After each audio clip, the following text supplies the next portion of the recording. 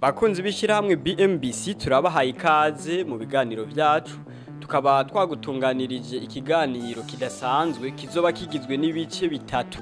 Muri ivyo bice bitatu tuzogenda tubonamwo amakuru atandukanye adufasha na cyane cyane mu gihe tuba turiko turategura imigambi yo kubaka. Aha turavugana cyane cyane ku bantu basanzwe bataba ngaha mu gihugu cyacu canke ababa ngaha mu gihugu mugabo bakaba bataronka umwanya ukwiye. Rero mu kiganiro ca mbere tuzobona igituma bihambaye ko bashiraho umuntu w'iwabo kugira ngo aze arabafasha gukurikirana imirimo yabo na cyane cyane ko bataba bari ngaha mu gihugu. Mu kiganiro gikurikiranaho tuzobona igituma bihambaye gushiraho inyandiko zanditse zerekana ingene umugambi wanyu muzowutangura mwongere mu bandaye. Ico naco ni ikintu gihambaye cyane gifasha mwishirwa mu ngiro y'imigambi yanyu yo kubaka. Mu kiganiro gikurikiranaho ca gatatu tuzobona igituma bihambaye ko mwitegura neza imbere yuko mutangura kubaka, mbere bigatwara ukwezi kumwe, amezi abiri, amezi atatu, amezi ane ndetse n'umwaka. Muzobona vy'ukuri yuko ari ibintu bihambaye cyane. Rero tubatumiye gukurikirana bino biganiro byose uko bizoza birasohoka, duhereye ku ca mbere, ku ca kabiri, ku ca gatatu, ntihagire na kimwe kizoducika nimba vy'ukuri dushaka kuzokubaka inyubakwa nziza kandi zirama eka mu buryo bwiza.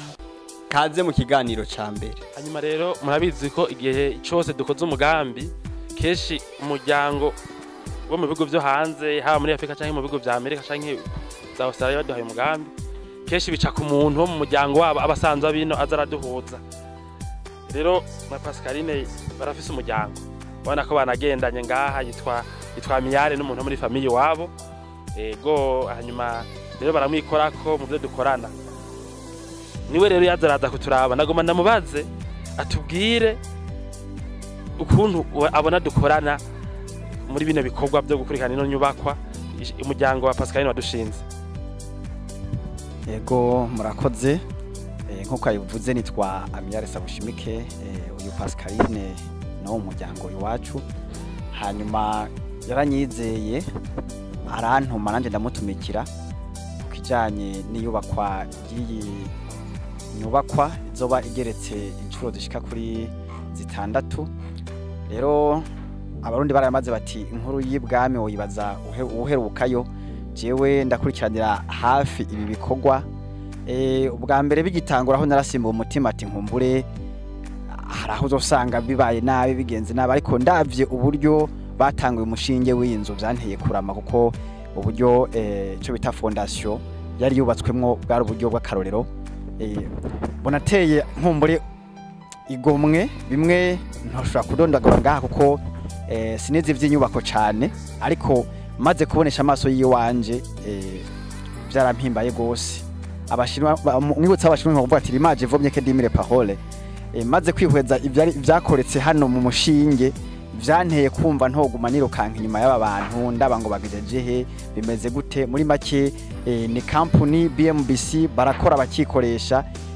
Ubu akenshi cyo nkora gusa ndabashikiriza uburyo kuri konte iyo buvuye kuyu umuryango ari muri Amerika yaburungitse ndaheza nkabuzana, hanyuma nkabashikiriza ibisigaye bakabandanya kuko mbona biriko bigenda neza.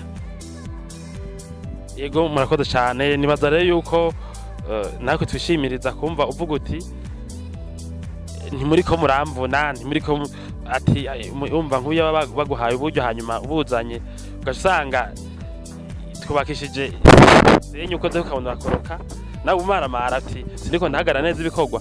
Ariko nibaza yuko ntibinakuvuna kudukurikirana, uramaze ko nako n'igihe utahashitse usanga ibintu bimeze ko bishaka. Nibyo cyane simvunika kuko iyo sanzwe ntuye ni Bujumbura, kuva Bujumbura kuri cyane ibyo Gitega usanga igitoro itike byose bitwaye umwanya, ariko nkumbure kwera ko mbona biko bigenda neza mu bikorano ubwira mbona umenga nta mpamvu yo kwigwa ndaza ngaha kuko narakurikiranye bimwe bimwe nkuko twabiyaze ko muzokoresha beton byinshi byaragiyemo beton nta mpungenge uko nkumbure ejo etaje izosenyukira ku bantu nk'uko dukunze kubyumva hirya no hino. Nizera ko iyi nzu izohera arangira ari inzu ikomeye cyane, inzu nkumbure y'akarorero nk'uko twavyumvikanye mu nyandiko twagiye tugiranira.